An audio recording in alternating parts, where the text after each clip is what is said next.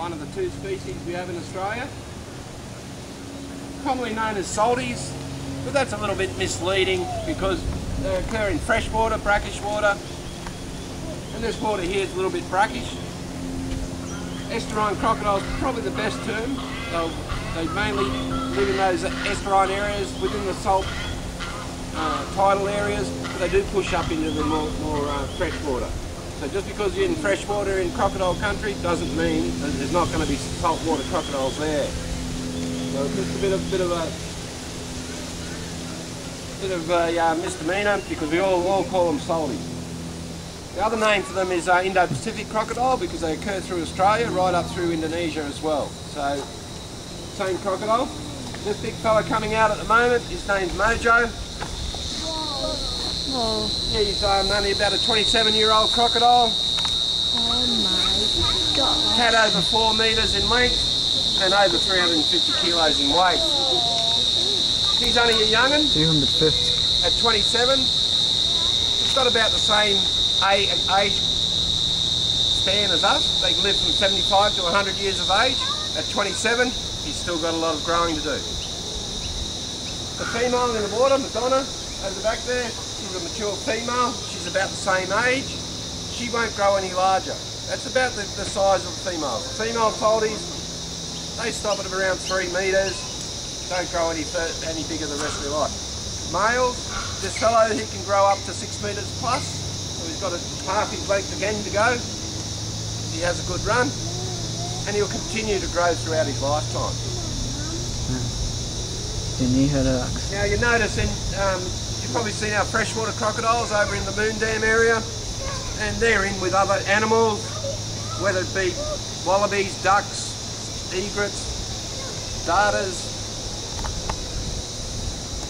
these other big long-legged ones, jabberoos,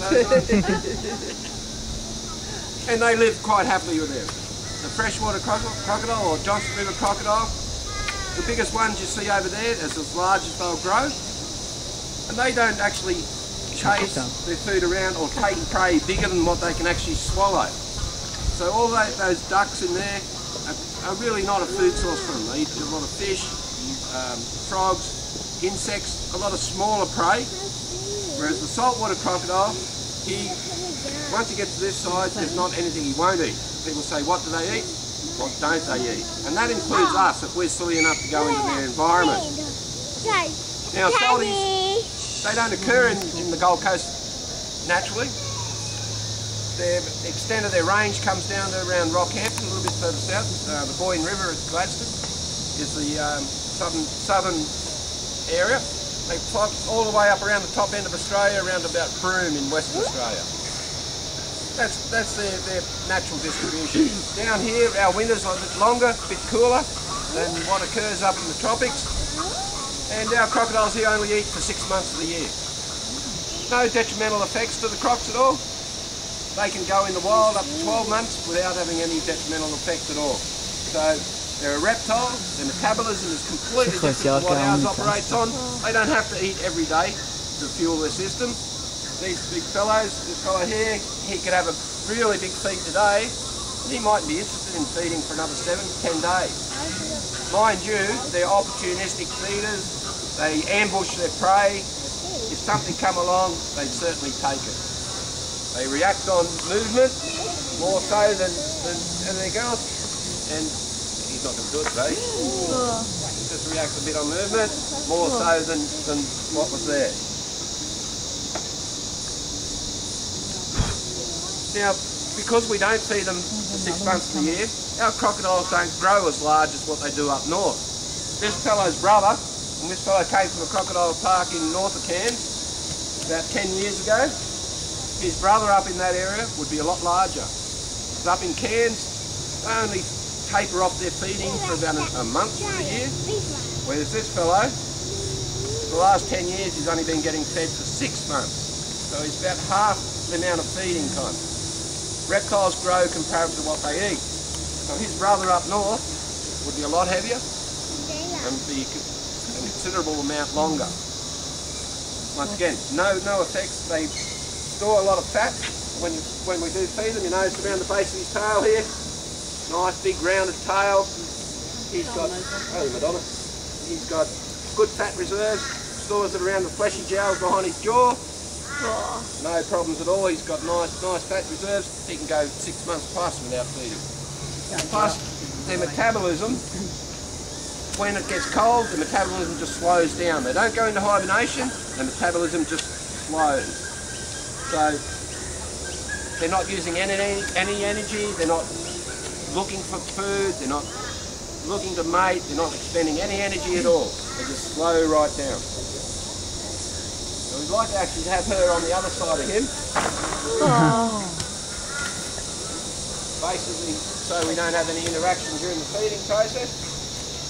And an interesting thing, when she comes out of the water, you'll note that she's very, very swollen in a midriff. She's actually gravid. She should be full of eggs, around 60 odd eggs. That's about the average of a salty. And she'll lay them in that, see a bit of leaf over in the other side of the bank there. She'll scratch up all the vegetation around that area, make a composting nest, and lay her eggs within that. 3 months later, young should hatch. Although we don't allow them to hatch here, they're out of their range. We've got Talabudger Creek over the backside here, and all we need is a 30 centimetre crocodile to hatch, get away on us, or a kookaburra pick one up and drop it in the creek, and I'd be looking for another job.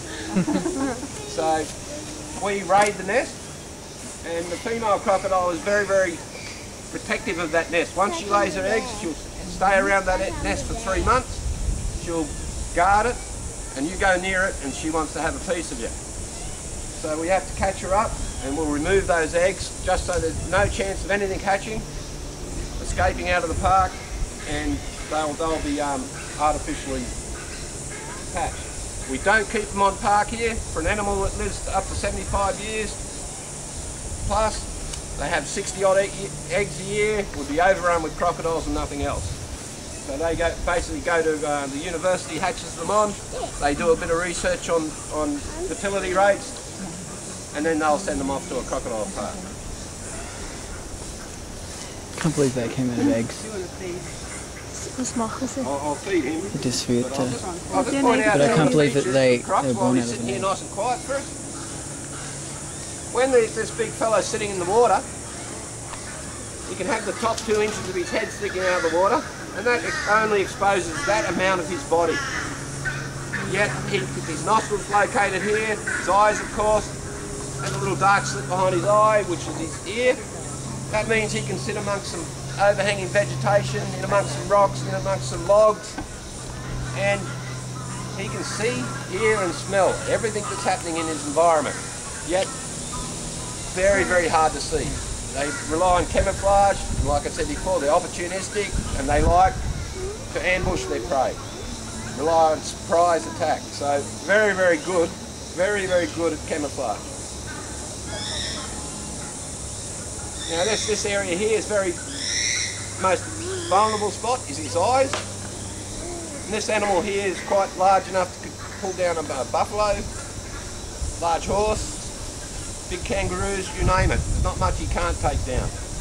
Anything that he catches is going to kick, scratch, bite, try and get away from him. That's the most vulnerable spot, his eye area. And they've developed techniques to protect that. He's got to touch him around the eye area, pulls his eye socket, eyeball into the sockets in his skull. He's got a scaly eyelid that comes across, and the shield area behind his eye to deflect any blows. So that's a protection mechanism they developed to protect those eyes. What she wants to do. Yeah. We're just going to get pale in the way. Yeah, she's coming up over that side. Come here. Yeah, have a good look at her when she's coming out. You notice around this area she's very, very round. Could be only a matter of days, weeks before she actually starts really scratching up that nest and lay.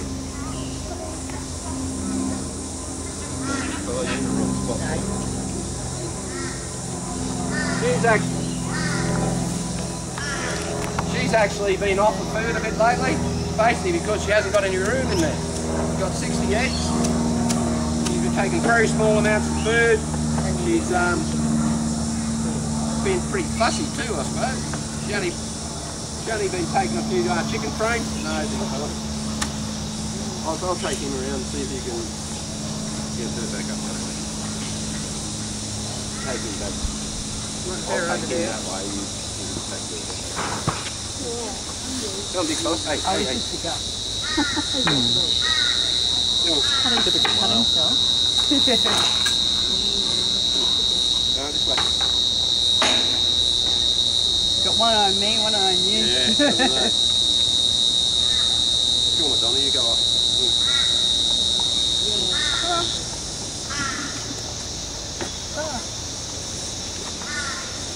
Just in the wrong position to feed him there. Yeah, go eat his tail, see what happens there.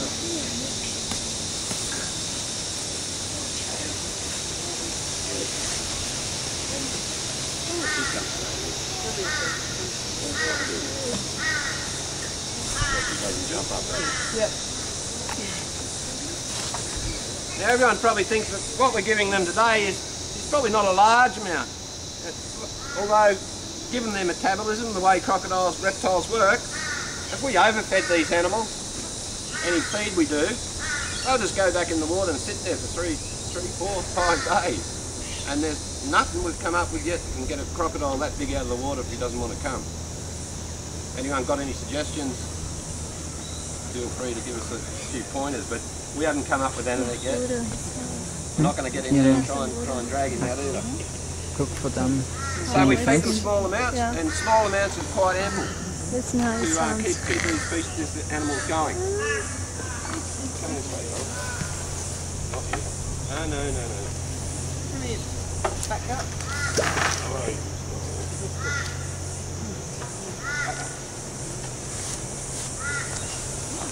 Oh my gosh. Joe, wash off all that calcium.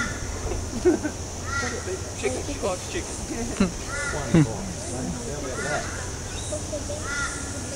That's all she really wanted. Not yet, She's got not it yet. off.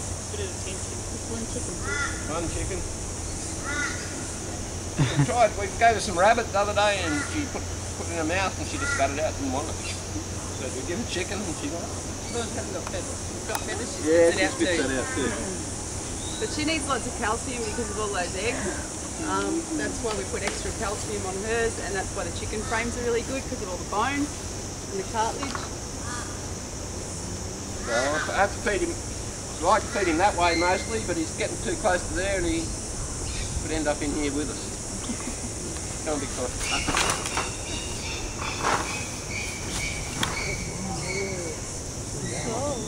Just a bit of a tidbit for him, really. Come on, come back around.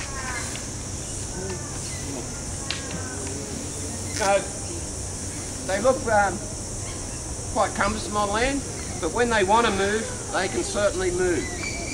Only for short bursts, but you look at the creature and he's very long, very heavy, short, stubby legs. He's not really designed for being on land. They spend a fair bit of time basking in the sun, but it's usually within 2 to 3 metres of the water's edge. And if they get disturbed, they can slip straight back into that water and be camouflaged straight away. Like where's the female gone? Right, but yeah, you can see what I mean, they're more inconspicuous in the water than on the land. If they get disturbed, bang, straight in the water. They can swim extremely quickly, you wouldn't outswim them. They just use that powerful tail to propel them through the water. You wouldn't outswim them. He can actually disappear in knee-deep water because some up that end, it's only up to your knee, and if he's there and he goes under, we can't see him at all. Come on.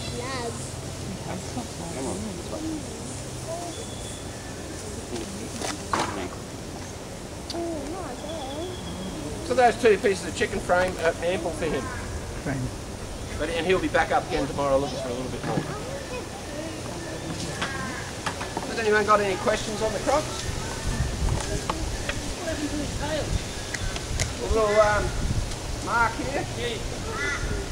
That's a scoop mark.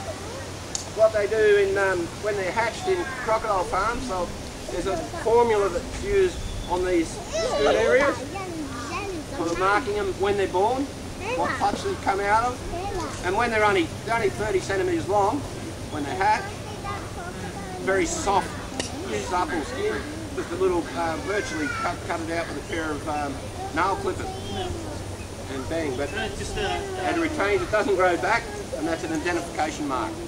These days we basically use microchips, hit tags or whatever they want to call them, and just in behind the tail on the left side, up in here, and when you've got your hands on them, you just run a scanner over and you know who you've got. Yeah, mate? What's that? No. Very, very... See? Be careful in there. See? Oh. They all work. It's all about safety, it's all about knowing your crocodile. They're like any other animal to work with. There's safety precautions we take. There's a fair bit of training that people go through before you actually get in. We're feeding outside today.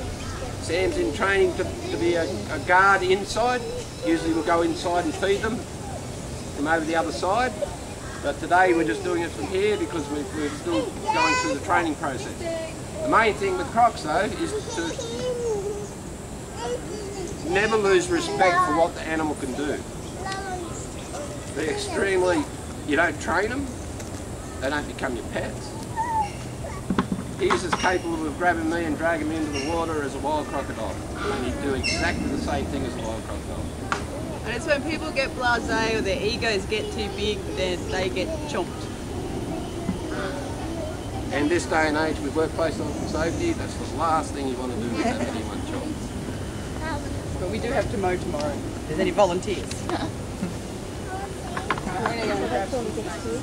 Sam's heading off now because she's heading up to do she's doing the snake talk at 1:30. So those of you with phobias about snakes, go up.